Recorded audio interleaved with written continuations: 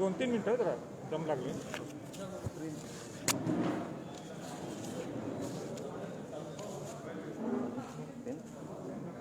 चष्मा कुठे?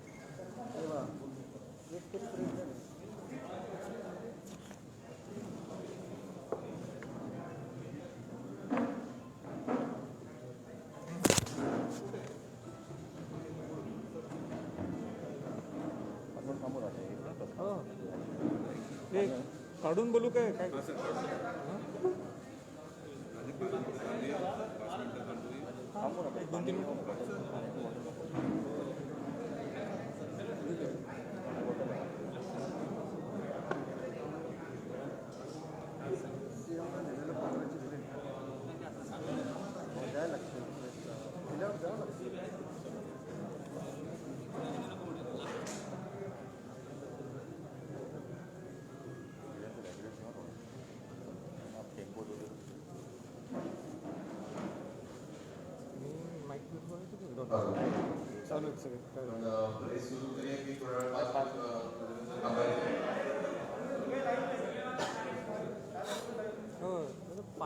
पाणी मागा जर चालत आलो 2 मिनिटांनी 5ला बरोबर. मराठा क्रांती मोर्चा महाराष्ट्रातर्फे आज आपण ही पत्रकार परिषद मुंबई येथे आयोजित केली आहे. छत्रपती राजे संभाजीराजे यांनी मागचे 15 ते 20 दिवस ज्या दिवसापासून या सुप्रीम कोर्टामध्ये मराठा आरक्षणाला स्थगिती मिळाली त्या दिवसापासून ते आजपर्यंत महाराष्ट्र फक्त संपूर्ण महाराष्ट्राचा दौरा करत आहे आणि त्यानंतर पत्रकारांशी संवाद करण्यासाठी आज इथे मुंबईत आलेले आहेत. महाराजांच्या ज्या मागच्या 8 ते 15 दिवसामध्ये जर आपण भूमिका बघितली असाल तर दिवस रात्र न होता फक्त मराठा समाजाचा आणि मराठा समाजाचा प्रश्न सोडवण्यासाठी महाराष्ट्राभर गाव निगाव आणि तालुका जिल्ह्यासकट महाराष्ट्र संपूर्ण ठिकाणी फिरले. सर्व कार्यकर्त्यांनी आज महाराष्ट्रातले सर्व समन्वयक इथे आलेले आहेत एकमुखी महाराजांना पाठिंबा देण्यासाठी की यापुढची लढाईची असेल महाराज आता निकालीची लढाई असेल कारण आम्ही सर्वच काही गमावले आता जे काय ते जिंकण्यासाठी करायचे आणि त्यासाठी आज ही पत्रकार परिषद आज आपण इथे मुंबईमध्ये भरवली. ज्या पद्धतीने राज्य सरकारने मराठा समाजाच्या आरक्षणाची जो खेळखंडोबा केला राज्याने केंद्रावरती सांगायला टाकायचं केंद्राने राज्यावरती टाकायचं आणि सर्वात बरं टाकेला तो माझा सामान्य मराठा. इतकी वाईट इतकी दयनीय परिस्थिती या महाराष्ट्रामध्ये मराठा समाजाची याच्या अगोदर कधीही झाली नव्हती. आणि ज्या पद्धतीने राज्यकर्ते आपल्या राजकारणामध्ये मशहूर झालेले आहेत त्यावेळी कोणीतरी उभं राहून मराठा समाजाच्या पाठीमागे उभं राहणं आवश्यक होतं आणि राजे पहिल्यांदा पुढे आले आणि सांगितलं की मराठा समाजासाठी यापुढे काही असेल तर हे छत्रपती संभाजीराजे तुमच्यासाठी असतील आणि त्याला पाठिंबा देण्यासाठी संपूर्ण राज्यातून समन्वयक सर्व जमलेले आहेत. तुम्ही बघू शकता प्रत्येक जिल्ह्यातून तालुक्यातून आलेले सर्व समन्वयक इथे आहेत. काही लोक कोविडच्या कारणास्तव येऊ शकले नाहीत काहींना आम्ही सांगितलं येऊ नका कारण परिस्थिती देखील गंभीर आहे. या परिस्थितीमध्ये पुन्हा आक्रमण करायचं आहे ते पण स्वकीयांवरती आपल्या सरकारवरती सरकारच्या विरुद्ध जायचंय. राज्य सरकार केंद्र सरकार आमच्याच मागण्या मान्य करण्यासाठी आम्हाला भीक मागावी लागते. इतकी दयनीय अवस्था या महाराष्ट्रामध्ये करून ठेवली आणि त्याला चोख उत्तर आम्ही याच्या काळामध्ये देणार आहोत. आज सर्व तुम्ही प्रतिनिधी इथे आलेले आहात सर्वजण आता महाराष्ट्राने या देशभर आज या पत्रकार परिषदेकडे लक्ष देत आहे. होणाऱ्या भूमिकेसाठी आणि जी भूमिका राज्य सांगतील त्याप्रमाणे चालण्यासाठी आम्ही इथे सर्व कार्यकर्ते तत्पर आहोत. सर्व लोकांनी एकत्रित येऊन पुढचा लढा देणं आवश्यक आहे आणि त्यासाठी आज मुंबईमध्ये पत्रकार परिषद आज आपण घेतलेली आहे. मी पुन्हा एकदा सर्वांना विनंती करतो की मी राजेंकडे याच्या पुढे सर्वसूत्र राजेंकडे संवाद देतो आणि राजेंनी पत्रकार परिषदेला सुरुवात करावी अशी मी विनंती करतो. जय भवानी जय शिव. माईक घ्या तो पण ठेवायचे. स्प्रे करा माईक.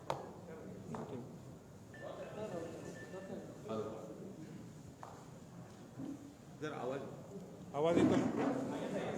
माईक घेऊनच बोलाल का? ठीक आहे.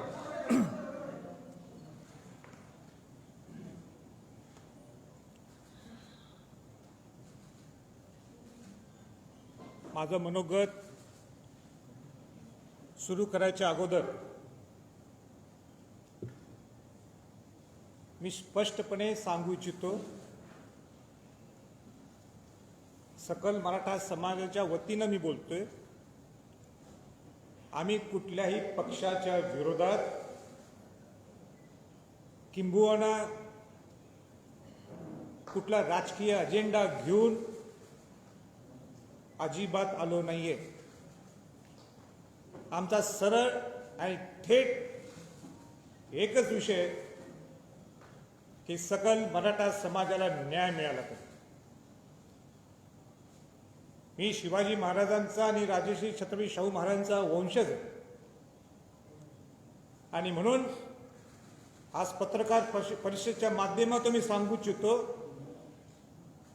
जो महाराष्ट्र मी पिंजून काढत आहे आज नाही तर 2007 पासून, तो एकमेव आणि एकच कारण आहे की ज्या शिवाजी महाराजांनी स्वराज्य 18 पगड जातींचं केलं, ज्या राजश्री छत्रपती शाहू महाराजांनी बहुजन समाजाला पहिलं आरक्षण दिलं, ज्यामध्ये अनुसूचित जाती जमाती आणि ओबीसी होते, त्यामध्ये मराठा समाजाचा सुद्धा समावेश होता.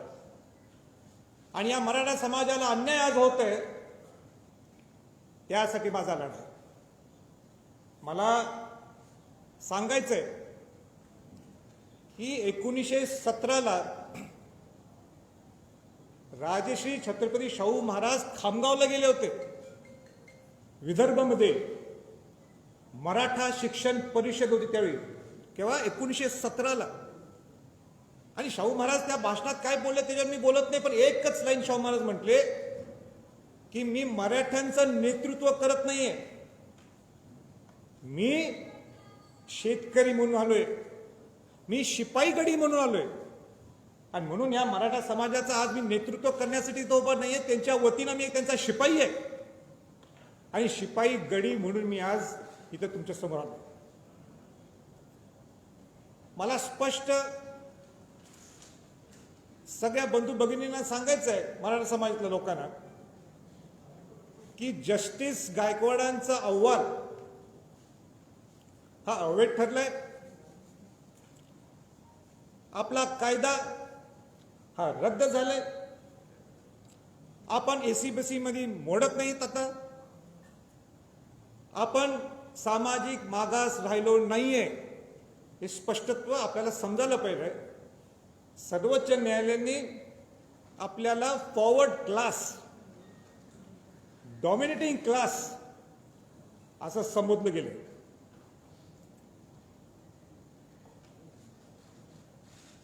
ऑगस्ट 2017ला मी आझाद मैदानमध्ये स्टेजवर गेलो. ज्यावेळी मराठा समाजाच्या स्टेजवर कोण जात नाही त्यावेळी मला सांगण्यात आलं की तुम्ही जाणं गरजेचं आहे, कारण का तिथं अनेक गोष्टी होणार होत्या ज्याच्यात जाती विषमतामध्ये वाढ होणार होती, ज्याच्यात मराठा दलित, मराठा ओबीसी, हिंदू मुस्लिम वाद होणार होता. म्हणून मी नाइलाजाने त्या स्टेजवर गेलो आणि माझी नम्रता दाखवली. आणि आजही मी त्या सगळ्या शिवभक्तांना मी हृदयापासून आभार व्यक्त करतो, कारण का ते सगळे माझं ऐकून परत गेले आपापल्या गावी. 50 लाख कमीत कमी लोक त्या आझाद मैदानावर आले. तशीच परिस्थिती परवा निर्माण झाली. सर्वोच्च न्यायालयाचा निर्णय हा तो सर्वोच्च निर्णय, आपण त्याला चॅलेंज करू शकत नाही.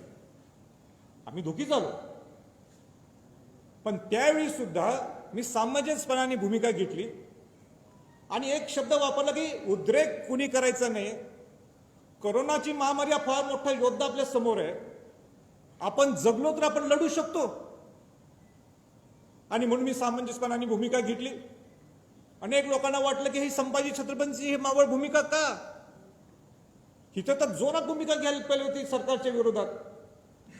आणि म्हणून परत एकदा मला सांगायचंय की मी त्यावेळी छत्रपतीच्या घराण्यात माझा जन्म झाला म्हणून त्या पद्धती माझी भूमिका होती.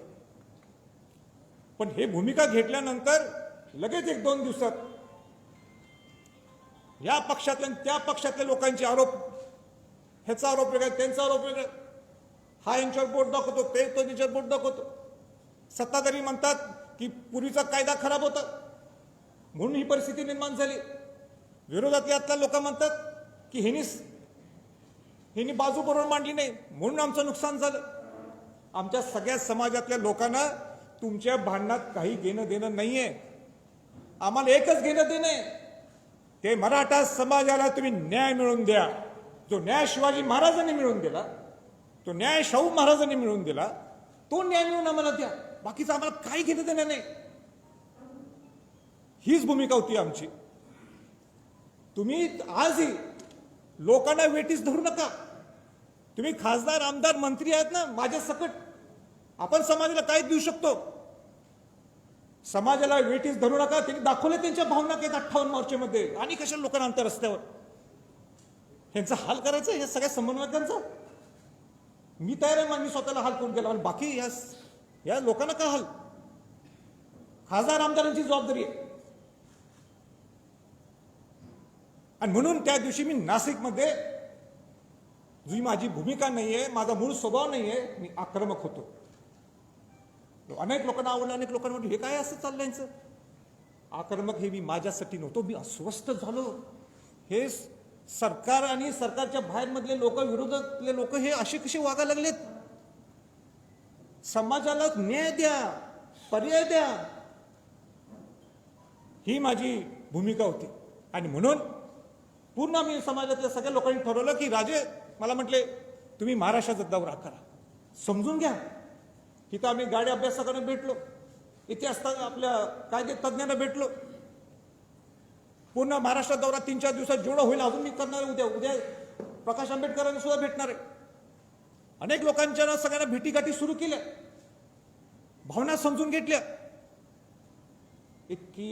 इतके दुःखी आहेत या प्रसंगी, इतके दुःखी आहेत समाजातले लोक, अस्वस्थ आहेत. वेळ प्रसंगी कायदा सुद्धा हातात घेतील अशी परिस्थिती आहे. आज माझ्यामुळे हे सगळे शांत आहेत.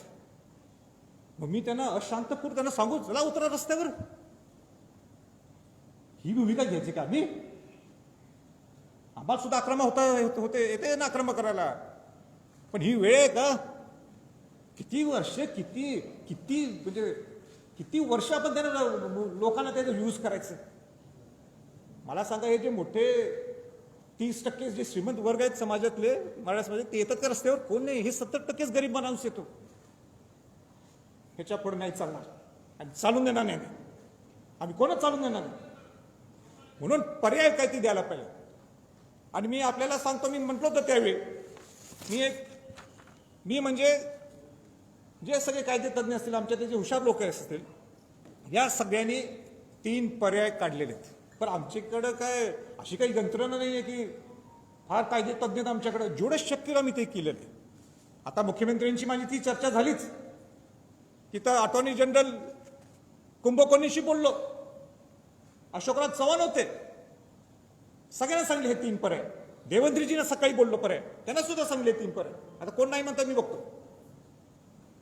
आणि त्यांनी मान्य केले. ते बंधूंना तुम्हाला मुद्दाम सांगायचं, मी मगाशी प्रेसला सांगितले, सगळ्यांनी ते पर्याय मान्य केले. सत्तेतल्या लोकांनी सुद्धा आणि जे विरोधी पक्षातले सुद्धा. बघा, मार्क माय वर्ड्स, जे मी सांगितलेत पर्याय ते त्यांनी मान्य केले. आणि त्याच्यानंतर काही बदलले तर जबाबदार तेच असतील. तर मी पर्याय वाचून दाखवतो. तसं मी ऑफेंडच बोलतो, पण शक्यतो वाचून दाखवतो. त्यांनी जस्टिस भोसलेंची समिती स्थापन केलेली आहे. 31 तारीख डेडलाईन त्यांना त्यांनी दिलेली आहे. कारण का 4 तारखेला जर त्यांना रिव्ह्यू पिटिशन फाईल करायचं असेल तर 4 तारीख आहे. पण कोविडच्यामुळं ती तारीख पुढे गेलेली आहे. म्हणून मी त्यांना सांगितलं की गडबड करू नका. जे काही तुमचा रिपोर्ट आहे तो फुल प्रूफ. उद्या परत म्हणाल नको की हे राहिलं ते राहिलं. नेहमी मी सूचना देतोय, नेहमी सारखी कारण त्यांना सांगतो बाबा हे दुरुस्त करा, पण नाही ऐकलं. तेवढं आता मला कोणाची चुका काढायची नाही. आपला पर्याय काय त्याच्यावर आपण लक्ष केंद्रित करायचं. तर पहिला पर्याय हा म्हणजे तुम्ही रिव्ह्यू पिटिशन फाईल करायला पाहिजे. ती रिव्ह्यू पिटिशन फाईल करताना मी सांगितलं ती उगाच लोकांना दाखवण्यासाठी नको, फॉर्मॅलिटी म्हणून. फुल प्रूफ आम्हाला पाहिलं. रिव्ह्यू पिटिशन हा पहिला पर्याय राज्य सरकारचा आहे, हे राज्य सरकारचा पर्याय. दुसरा पर्याय, जर का रिव्ह्यू पिटिशन आपण धरू, जर ते टिकलं नाही तर आपल्याला दुसरा पर्याय आहे हा क्युरेटिव्ह पिटिशन, जो अवघड आहे, अपवादात परिस्थिती ते करावं लागतो. तो लास्ट हे आहे, शेवटचा तो असतो जो राज्य सरकार करू शकते. पण तिथं सुद्धा तयारी असल्याशिवाय तुम्ही पुढे जाऊ शकणार नाही. राज्याकडे हे दोनच पर्याय आहेत ह्या मिनिटाला. चौथा एक पर्याय आहे त्यांचा, किंबहुना तिसरा, त्या तिसरा मी नंतर येतो. पण हे दोन पर्याय त्यांच्या हातातले. रिव्ह्यू पिटिशन, ते नाही टिकलं तर क्युरेटिव्ह पिटिशन. आता जो सेंट्रल गव्हर्नमेंटकडं आपण हा विषय जाऊ शकतो, म्हणजे मी जे मनापासून म्हणायला लागले किंवा या 2-1 महिन्यात म्हणायला लागले, ही जबाबदारी राज्याची आणि केंद्राची आहे, दोघांची आहे. माझं तुझं करून काय उपयोग नाही आहे. आपल्याला इथं नवरा बायको म्हणूनच राहायचंय. जो सरकारमध्ये आहे तो आणि जो सरकारमध्ये नाही तो, आपल्याला एकत्रच राहायचंय, एका कुटुंबातच राहायचंय. जर मराठा समाजाला द्यायचं असेल, तुम्हाला एका कुटुंबासारखं वागावं लागणार, आवडो की न आवडो. आणि याच्यासाठी मी आहे, त्यासाठी मी आहे. किंवा ती छत्रपती घराण्याचा वेटो वापरू, तर वेटो म्हणजे काय पूर्वीसारखा वेटो नाही आहे. आता वेटो म्हणजे काय, गोड बोलून सगळ्यांनी एकत्र आणणे, हा वेटो आहे. तर तिसरा पर्याय काय आहे की 342A आर्टिकलच्या 342A च्या माध्यमातून तुम्हाला आपलं प्रपोजल हे सेंटरकडे देऊ शकता. ते कसं देऊ शकता? राज्यपालांच्या माध्यमातून. आता राज्यपालांना हे भेटले, पण राज्यपालांना नुसतं भेटून काही उपयोग नाहीये, पत्र देऊन उपयोग नाहीये. राज्यपालांना ज्यावेळी तुम्हाला भेटायचं आहे तर तुम्हाला पूर्ण डाटा हा उभा करावा लागणार. परत त्याला 5-6 महिने लागतील कमीत कमी. जस्टिस गायकवाड अहवालामध्ये काय त्रुटी असतील त्या त्रुटीवर अभ्यास करावा लागेल. वेळ पडलीच तर मला वाटते, मला ते टेक्निकली चुकत असेल, मी तिथं आयोग उभा करायला लागेल. आयोग आहेच वाटते, पण ते जे असेल ते. आणि तुम्हाला मग त्याच्या माध्यमातून राज्यपालच्या माध्यमातून ते राष्ट्रपतींकडे जाणार. राष्ट्रपतींना योग्य वाटलं तर केंद्रीय मागासवर्गीय आयोगाकडे देतील. केंद्रीय मागासवर्गीयांना आयोग योग्य वाटलं तर पार्लमेंटला ते सेंट्रल लिस्टमध्ये ते वाढवण्यासाठी तो विषय जाईल. हा 342A आहे. आता मी काय कुठलं ते कागद काढलं असं नाही. जो काही कागद आहे, जे काय ते ह्या सगळ्या घटनेत आहे, आपल्याला करून दिलेलं ते सगळं, आणि त्याच्याप्रमाणे मी बोलतो. विरोधी पक्षनेते कायदे तज्ज्ञ आहेत, ते स्वतः ते सुद्धा नाकारू शकत नाहीत. म्हणून मी मगाशी म्हटलं की केंद्र सगळे आम्ही खासदार असो किंवा आणि कोण हे हात झटकू शकत नाही, राज्यातले लोक हात झटकू शकत नाही. आता सगळ्यात महत्वाचा जो मुद्दा आहे, अनेक लोकांची इच्छा आहे की मी क्लिअर करून टाकतो की ओबीसी मध्ये आपण जाऊ. आता ओबीसी मध्ये जायचं असेल, सगळ्यांना आपापलं स्वातंत्र्य आहे, आपापलं मत मांडण्यासाठी स्वातंत्र्य आहे. मराठा सेवा संघाचे अध्यक्ष पुरुषोत्तम खेडेकरजी हे नेहमी हा विषय मांडतात, अनेक लोक मांडतात. त्याचबरोबर हरिभाऊ राठोड ओबीसीचे ज्येष्ठ नेते, माजी खासदार, ते सुद्धा हा विषय नेहमी ते मांडत असतात. आता हा ओबीसी मध्ये नवीन प्रवर्ग तयार करून देता येऊ शकतो का, हे मी नाही सांगणार, हे सरकारने सांगायचं, हे पूर्वीच्या सरकारच्या लोकांनी सांगायचं. ज्येष्ठ नेते शरद पवारजींनी सांगायचं, उद्धवजींनी सांगायचं, विरोधी पक्ष नेते देवेंद्रजींनी सांगायचं, समितीचे अध्यक्ष अशोकरावजींनी सांगायचं. सगळ्या गोष्टी आम्हीच सांगितलं का? ते केव्हा बोलणार? स्पष्ट त्यांनी सुद्धा बोलावं, बोलायला समाजाला काय खरी परिस्थिती आहे. आम्ही बोलायचं, मी बोला ते आत्ताच बोलू शकतो, पण तुम्ही बोला, स्पष्ट करा, खेळवत ठेवू नका. आता मी म्हटलं अगोदर, मी म्हटलं ना, आता आम्ही सामाजिक मागास राहिलो नाही. तर ठीक आहे. पण माझी भूमिका मी सांगतो, मी शिवाजी महाराजांचा, शाहू महाराजांचा वंशज आहे. शाहू महाराजांनी बहुजन समाजाला पहिलं आरक्षण दिलं. वंचितांना आरक्षण मिळावं ही मी या मताचा आहे. वंचितांना आरक्षण हे मिळावं, वंचितांना सगळ्या शिक्षणातल्या नोकरीतल्या सुविधा मिळाव्यात. कुठलेही वंचित असतील ते बहुजन समाजातले, त्यांना सगळ्यांना मिळावं. गोडी गुलाबीने राहायला पाहिजे हा बहुजन समाज, हे माझं मत आहे. बाकीचं त्यांचं ते बघते. बाबासाहेब आंबेडकरांची सुद्धा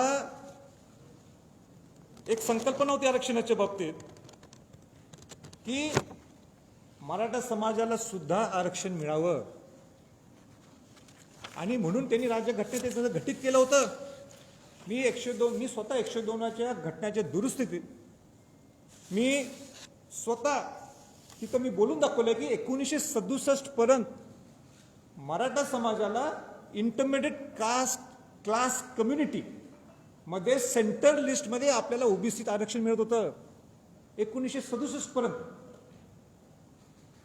68 नंतर ते का काढलं, का कालेकर समिती आली आणि मग बाकीच्या समित्याला अहवाल ते हे बाकीचे जे आयोग आले, तर तो त्यांचा प्रश्न, मी काही बोलू शकत नाही. पण माझं भाषण आजही तुम्हाला युट्यूबवर पाहायला मिळेल. आरक्षणाच्या पुढे जाऊ आपण. मी मगाशी उद्धवजी ठाकरेंना बोललो, मुख्यमंत्र्यांच्या कानावर. मी काय कानावर घातलं, आज सरकार तुमचं आहे, बरोबर आहे ना. तुमचं सरकार असताना तुम्हाला थोड्या गोष्टी वर केंद्रात जायच्या नाहीत ना, मान्य आहे. जे तुमच्या हातातल्या त्या गोष्टी तर तुम्ही करू शकता ना. तर पहिली गोष्ट ही आहे, 5 गोष्टी मी काढल्या, अशी नाही तर उगाच 15ची लिस्ट मी काढली नाही. भरपूर आहेत आपल्या मागण्या. आपण 5 जणांची लिस्ट काढलेली आहे. कुठली लिस्ट काढली आहे? पहिलं, नंबर 1 की ज्या 2185 आपण म्हणतो किंवा जास्त सुद्धा असतील, पण सर्वोच्च न्यायालय काय म्हणते, 9 सप्टेंबर 2020च्या अगोदर ज्यांच्या नियुक्त्या झाल्यात त्यांना रजू करून घ्या. का थांबलाय? जस्टिस भोसलेंचा अहवाल ह्याचा त्याचा काय संबंध आहे? डायरेक्ट सर्वोच्च न्यायालयाने डायरेक्ट सूचना केल्यात, इन्स्ट्रक्शन्स दिलेत. Why wait? का थांबायचं? आपण देऊन टाका ना तुम्ही. 2185 आपण म्हणतो, पण माझं काय म्हणणं आहे, जे काय असतील 9 सप्टेंबर 2020च्या अगोदर देऊन टाका. का खेळ करताय समाजाच्या बरोबर? हो बिचारे लोक, म्हणजे आता काय सांगू, मी या दौऱ्यात मी बघितलं, लोक नुसतं असे रडत होते. एक तर म्हटलं मी एमफिल झालोय आणि मी आता आंब्याचा व्यवसाय करायला, आंब्याचा व्यवसाय म्हणजे ते हातगाडी घेऊन. कशाला डॉक्टरेट करायची? संपतील ना, आयुष्य संपायला लागलं त्या लोकांचं. न्याय द्या या गरीब मराठ्यांच्यावर. दुसरा महत्वाचा मुद्दा, आणि तो माझा हृदयातला आहे आणि सगळ्या ह्या समाजाच्या हृदयातला, तो म्हणजे सारथी. शाहू महाराजांच्या नावाने उभा केलेली सारथी संस्था आहे. काय अवस्था करून टाकली त्याची? म्हणजे तुम्ही जर सारथी जर इम्प्लिमेंट केली चांगल्या पद्धतीने, स्वायत्ता देऊन, वेळ प्रसंगी, मी तुम्हाला सांगतो आरक्षणापेक्षा भारी पडेल ती. बघा, माझं मोठं स्टेटमेंट आहे. आरक्षण आपल्या हक्काचं आहे. आरक्षणापेक्षाही जास्त उपयोगी तुम्हाला सारथी पडेल. तुम्ही ग्रामीण भागातल्या लोकांना घडवणार आहे त्या सारथीच्या माध्यमातून. उपमुख्यमंत्री म्हटले जागा दिली आम्ही, द्यायलाच पाहिजे ना तुम्ही जागा. नुसतं जागा देऊन होणार नाहीये. आणि स्वायत्ता म्हणजे नुसतं 9 माणसं ठेवलेत नाही. ज्याला त्या सारथी, ज्याला समाजातलं काही समजते, जो ग्राउंड लेवलचं काम करतो, जिने आपलं आयुष्य समाजासाठी दिले, त्यांना त्या समितीत घ्या. अधिकारी घेतलेत सगळे IAS अधिकारी, थोडे रिटायर्ड आहेत. काय करणार? त्याला काय घेणे देणे समाजाशी? समाजासाठी तुम्ही काढली ना, मग समाजाची माणसं घ्या ना, 2-3 चांगले माणसं. तुम्ही पत्रकार मला उद्या म्हणा तुम्ही हा विषय घालायला, बहुतेक तुम्हाला अध्यक्षपदाची इच्छा आहे. अजिबात नकोय बाबा मला. चांगले लोक घ्या. हा माझा आहे. सारथीसाठी कमीत कमी 1000 कोटी रुपये तुम्ही द्यायला पाहिजे. 1000 कोटी बनणार आता कोविडच्या माध्यमातून. कुठं आणायचे पैसे? मान्य आहे, पण तुम्ही सँक्शन करा ना. आम्ही प्लॅन करतो 1000 कोटीत आम्ही स्टेज 1, 2, 3, 4 या वर्षात करू.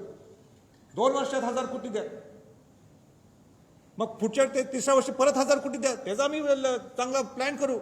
मास्टर प्लॅन करू ना. तुम्ही आत्ताच 50 कोटी रुपये दिले, त्या 50 कोटीत काय प्लॅनिंग करायचं आम्ही?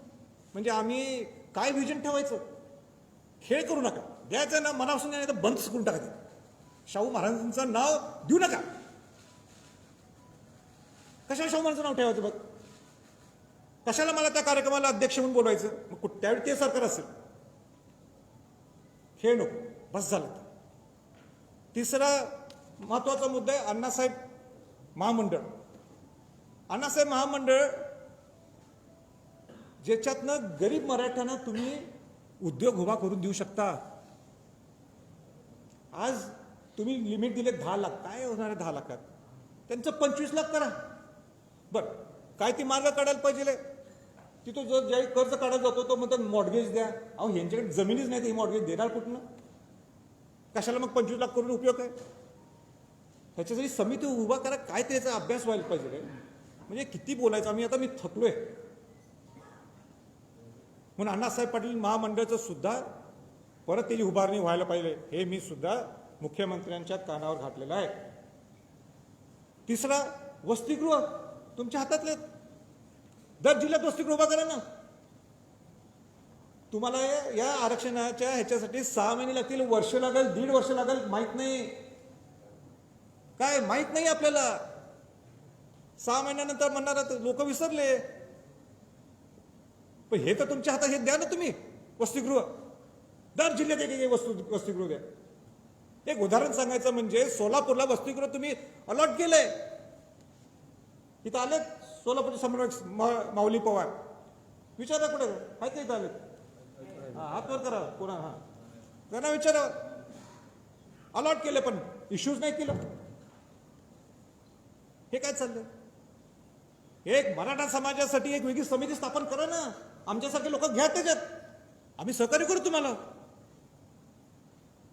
आणि सगळ्यात महत्वाचा त्या 4 मधला 5वा मुद्दा, तो म्हणजे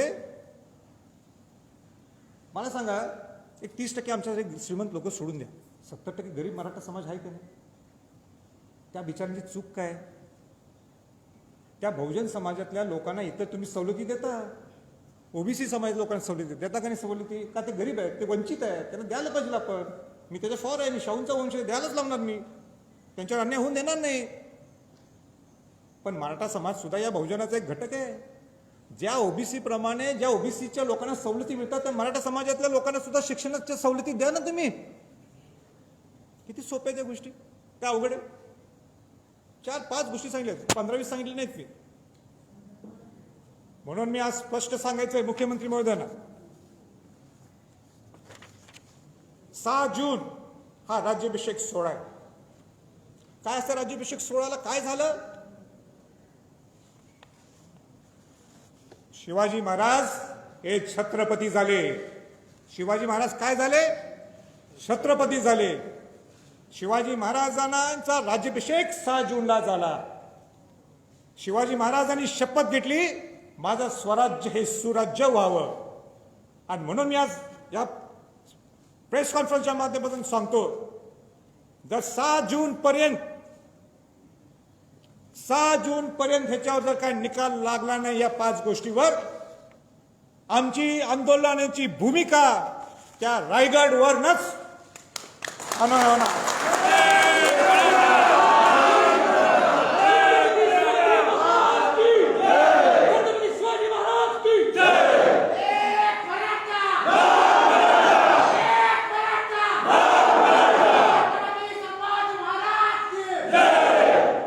शिवाजी महाराज इथं असले असते, राज्याभिषेक सोहळा असला असता, राजसदनावर शिवाजी महाराज असले असते या मिनिटाला, तर शिवाजी महाराजांनी आपल्या मावळ्यांना असं टाकलं असतं का?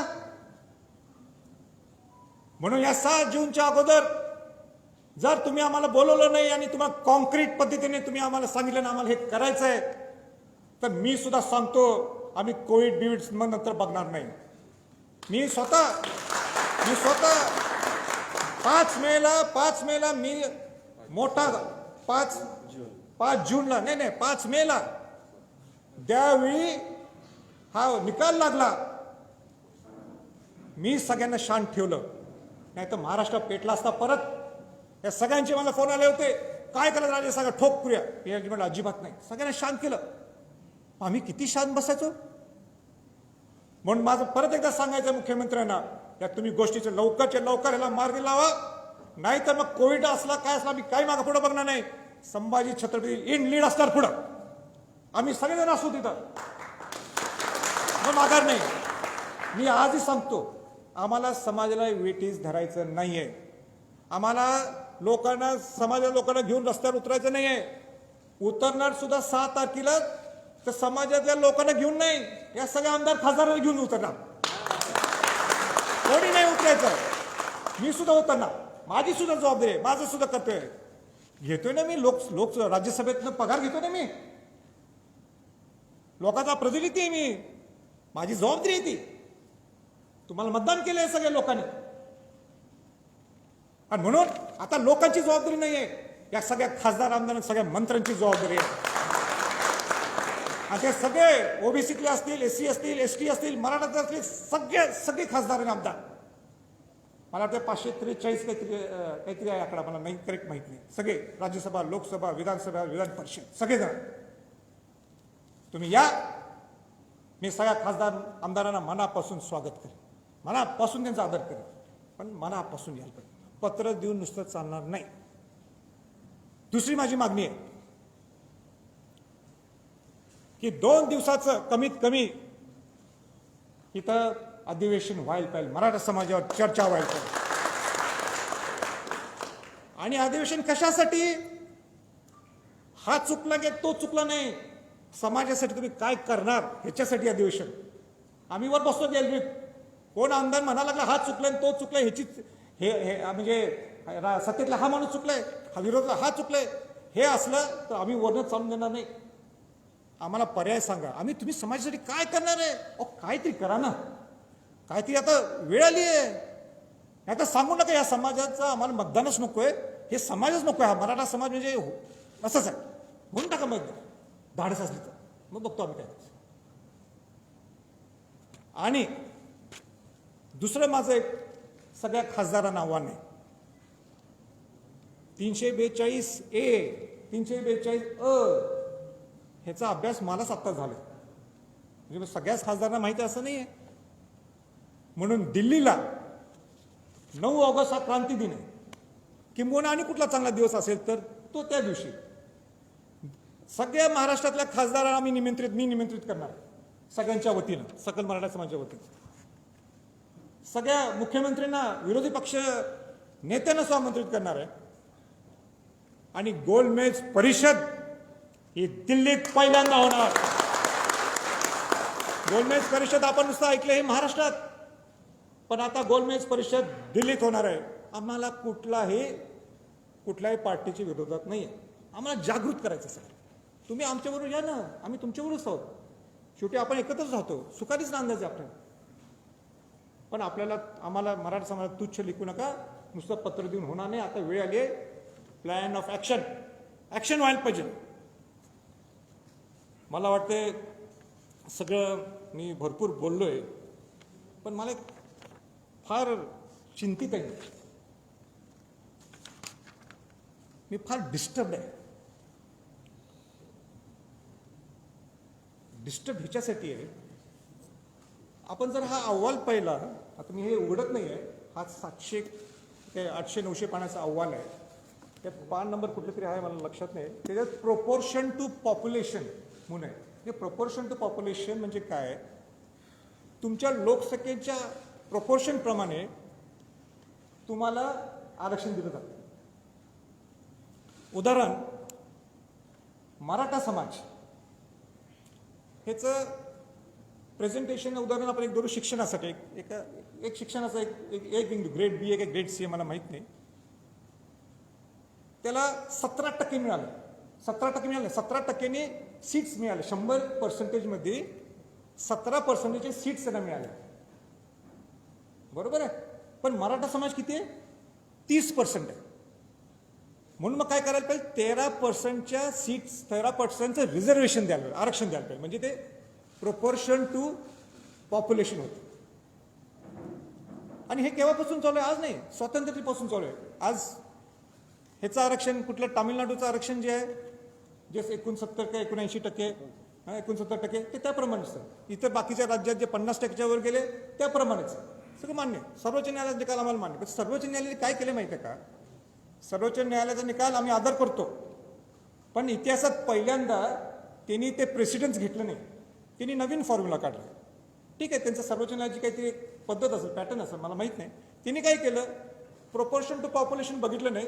त्यांनी सांगितलं तुमचे 52% जे मराठा समाजातलं आरक्षण जे आहे ते SC ST OBCचं, त्याच्यात मराठा समाजाने याचं नाही मान्य.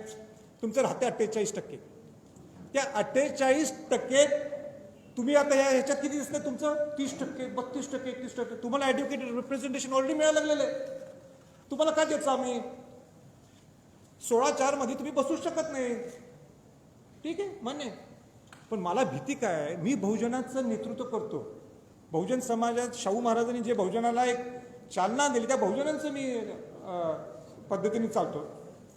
उद्या NCBC ज्यावेळी नोटिफिकेशन होणार राष्ट्रपतीचं, ज्यावेळी राष्ट्रपती नोटिफाय करतील, NCBC म्हणजे केंद्रीय मागासवर्गीय आयोगाला नोटिफाय करतील, त्यावेळी राज्याला सुद्धा सांगावं लागणार आहे की प्रोपोर्शन नाही, तुमचे ॲड्युकेट रिप्रेझेंटेशन जे आहे 52% मध्ये कुठल्या कुठल्या जातीचं आहे.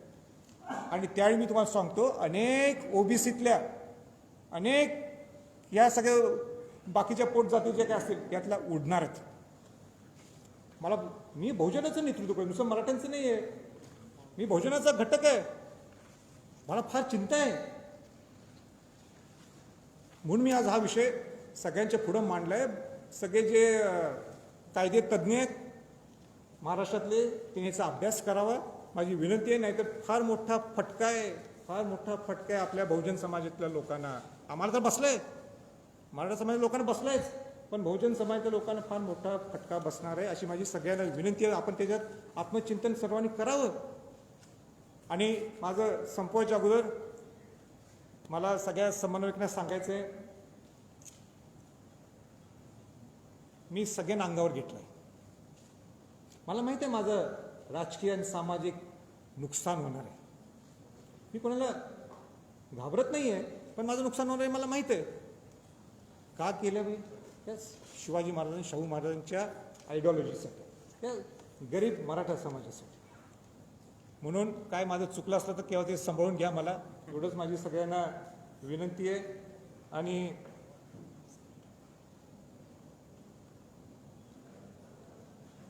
आणि माझा दौरा मी विसरलो मागाशी मुद्दा.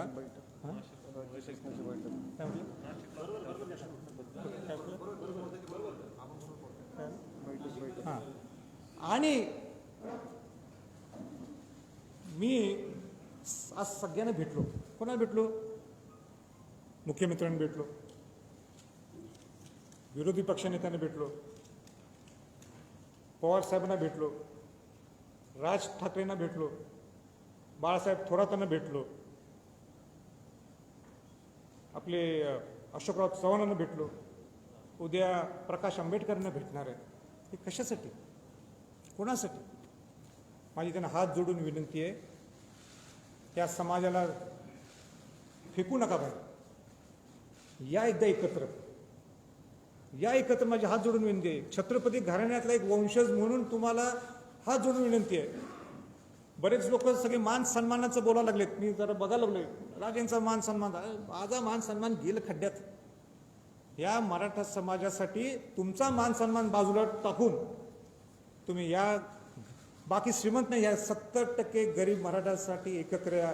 माझी सगळ्या नेत्या लोकांना आग्रह धरून माझी विनंती आहे. आणि एवढंच बोलतोय, मी थांबतो. तुम्हाला काय प्रश्न आहेत आपण विचारा.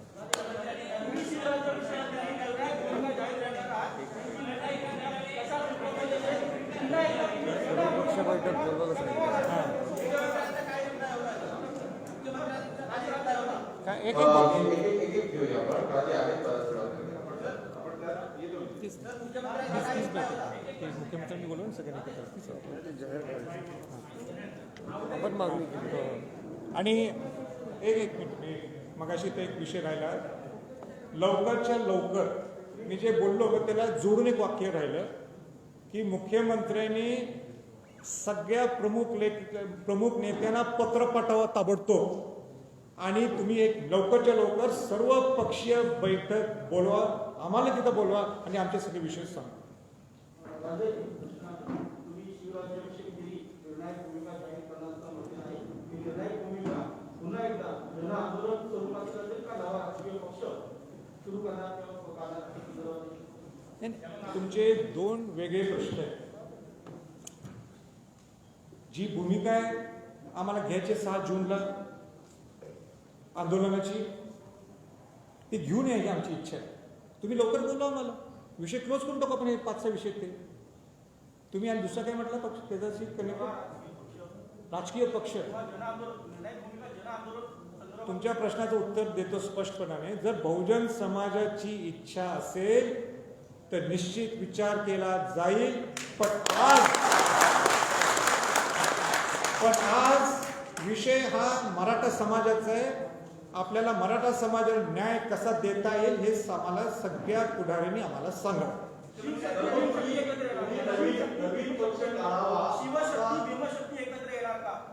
नाही, ते पूर्वीपासून आहे. शाहू महाराज आणि बाबासाहेब आंबेडकरांच्या सगळ्या जीवाचे संबंध होते आणि म्हणून मी त्यांना भेटणार आहे.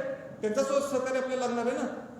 आणि सोशल इक्वेशन्स नाही आहे, सोशल स्टॅबिलिटी. सोशल इक्वेशन म्हणजे राजकीय शब्द झाला. आम्हाला सोशल स्टॅबिलिटी आणायची आहे आणि म्हणून त्या दृष्टिकोनातून मी त्यांना भेटणार. ते सुद्धा राजकीय पक्षाचे प्रमुख आहेत. नवीन पक्ष काढावा असा समाजाचा किंवा तुमच्या पदाधिकाऱ्यांचा दबाव तुमच्यावरती आता सध्या आहे का? मला दबाव कोण टाकणार? दबाव टाकली पाहिजे हिंमत आहे. ते मी माझं जे पक्षाचं त्या विषयी बोललो मी. सर 2 प्रश्न. एक यामध्ये तुम्ही म्हणताय की राजकीय पक्षाचं गरज असेल तर राज्याध्यक्ष काढू, पण आता इतर कुठल्या पक्षाकडून अशी काही नेतृत्व करावी, खास करून मराठवाड्याच्या संदर्भात किंवा खासदार असतील आमदार असतील, तुम्ही म्हणताय की सगळ्यांना एकत्र घेऊन जाऊ, तर काही दबाव तंत्र, खास करून राजीनाम्याचं दबाव तंत्र या संदर्भात वापरलं जाईल का जर 6 जून निकाल झाला नाही किंवा सरकार कसं झालं नाही? हे बघा, ते पक्षाचा विषय जो काही तुम्ही तर बोललो मी, तो मी सोलापूरला सुद्धा बोललोय आणि मला वाटतं औरंगाबादला सुद्धा बोललोय. जो राजीनाम्याचा विषय आहे ना, जर काय सकल मराठा समाजाच्या माध्यमातून आणि आपल्याला जर आरक्षण मिळत असेल, राजीनामा देऊन आत्ता देतो, उद्या सुद्धा कशाला मिळणार का आरक्षण? पण तुम्ही उलट मला आज सांगायचं आहे निमित्ताने, खासदार झाल्यापासून कुठल्या पुढाऱ्यांनी जे काम केले नाही ते मी करून दाखवले. 2च कामं सांगतो. शिवाजी महाराजांची जयंती आजपर्यंत भारताच्या इतिहासात दिल्लीत झाली नाही. मोठ्या प्रमाणात पहिल्या शिवजयंतीला राष्ट्रपती आलेले, नौदल प्रमुख आलेले, लष्कर प्रमुख आले होते, कोल्हापूरचे छत्रपती शाहू महाराज होते. राजश्री छत्रपती शाहू महाराजांची जयंती आजपर्यंत आपण शाहू फुले आंबेडकर नव्हतो, पण कोणी केली का पार्लमेंटमध्ये? नाही, संभाजी छत्रपती सुरू केली. तिथं ते चित्र, शिवाजी महाराजांचं ते चित्र आजपर्यंत राष्ट्रपती भवनात नव्हतं. ते मुख्यमंत्री त्यावेळी राष्ट्रपतींना दिलं. राष्ट्रपतीने आपल्या भाषणात सांगितलं पहिल्यांदा इतिहासात शिवाजी महाराजांचं ते चित्र हे तिथं राष्ट्रपती भवनात लागला. रायगड किल्ल्याचं संवर्धन जतन हे कसं व्हायला लागले? कोणामुळे व्हायला लागले? कशामुळे व्हायला लागले? खासदार झाल्यानं मी प्रेशर टाकू शकलो म्हणून रायगड किल्ल्याचं संवर्धन जतन सुरू झाले इतिहासात पहिल्यांदा स्वातंत्र्याच्या नंतर. काय करणार? तुमची इच्छा असेल समाजाच्या घटकाचं सांगा.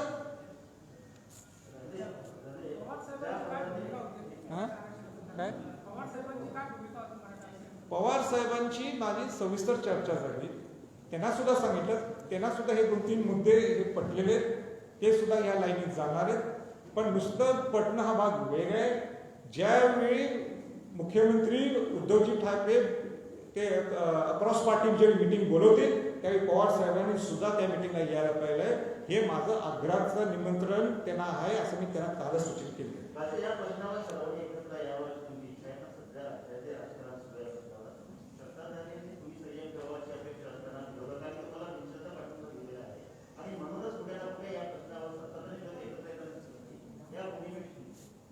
मला ते काय त्यांचं काय माहित नाही, पण त्या मराठा समाजासाठी एकत्र आणण्यासाठी ही माझी जबाबदारी. नाही आलं तर मग आम्हाला सुद्धा काय करायचं आम्ही ठरवलं.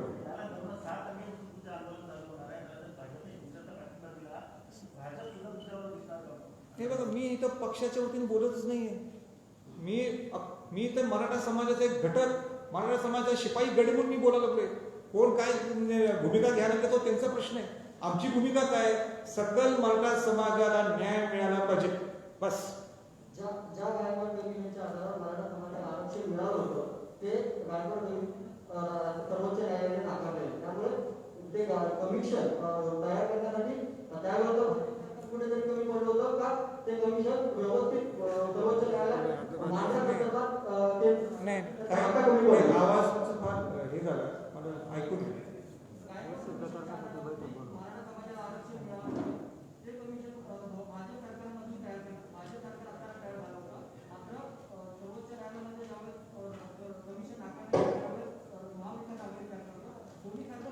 नाही नाही, म्हणूनच मी म्हटलं नाही. आता कोण चुकलंय त्यावर विषय काढण्यापेक्षा ह्या सगळ्यांनी एकत्र बोलू ना. आणि तुम्ही मार्ग काय काढणार आहे, पर्याय काय काढणार आहे, या मी जे 3 पर्याय सांगितले ह्याच्यापेक्षा आणि काय पर्याय आहेत ना, बसून देतो सगळे एकत्र. मी आणणार ना सगळ्यांनी एकत्र.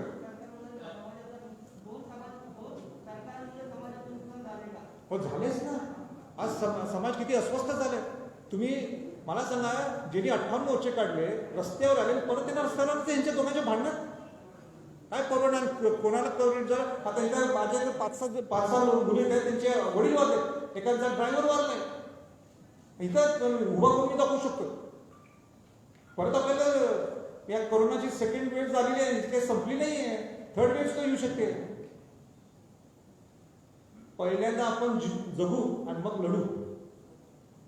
म्हणून या माझ्या पक्षातल्या सगळ्यांना विनंती आहे की तुम्हाला आंदोलन करायचंय ना, तर या लोकांना वेटीस धरू नका. तुम्ही काय मार्ग काढू शकता हे सांगा. खासदार आमदार आपण एकत्र येऊ आणि मार्ग काढू.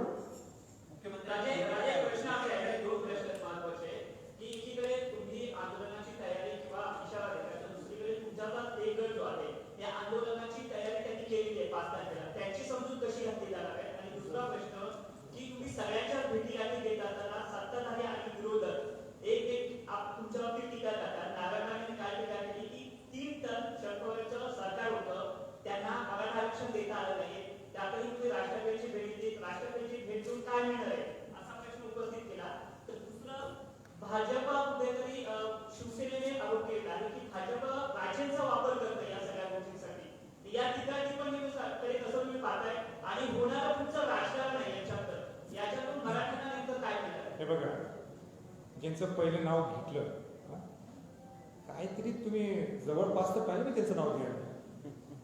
काहीतरी आपलं तुमच्या मनात येते म्हणून बोलता म्हणजे सोबत नाही मला बोला, मी ऐकून तुमचा प्रश्न. त्यांचं काय नाव घेतं उगाच. म्हणजे मला सुद्धा त्याच्यावर एक 10 सेकंड घालून सुद्धा मला चुकीचं वाटतं. नारायण राणेंच्या बद्दल तुम्ही बोलला ना, राणे साहेब हे माजी मुख्यमंत्री आहेत, हे नारायण राणे समितीचे अध्यक्ष आहेत, त्यांना मी नेहमी आदर करतो. त्याने इथं येताना त्यांना सुद्धा मी फोन केला होता की मी सगळ्यांना भेटणार आहे, तर तुम्हाला सुद्धा मला भेटायचं आहे. पण ते म्हटले मी सिंधुदुर्गला आहे म्हणून मी भेटू शकत नाही, पण मी चुकणार नाही. आणि तिसरा म्हटलं की ते तुमचा वापर करून घेईल. मी संभाजी छत्रपती आहे, माझा कोण वापर करून घेणार, मग कशाला त्या घराला जन्म व्हायचं, कशाला जन्म घ्यायचा त्या घरात. काहीतरी ज्या घरात जन्म घेतला काहीतरी स्वाभिमान आहे ना आमचा.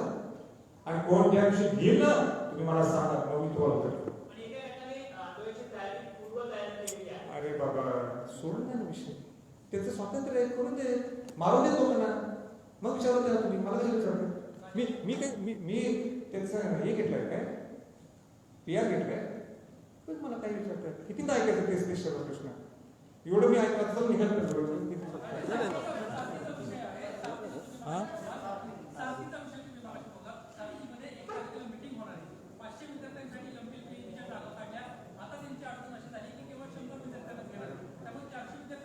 नाही, तुमचा सगळे साठीचे विषय मी त्यांना सांगितले, मुख्यमंत्र्यांना नोट करून मी तुम्हाला देणार आहे. अजित पवारांना सुद्धा मी काल भेटलो, ज्यावेळी पवार साहेबांना भेटायला गेलो होतो त्यावेळी त्यांना सुद्धा सांगितलंय की सगळे विषय मार्गी लावण्यासाठी एक नोट करून तुम्ही देणार आहे, आणि नाही लावलं तर मग मला माहिती आहे काय करायचं.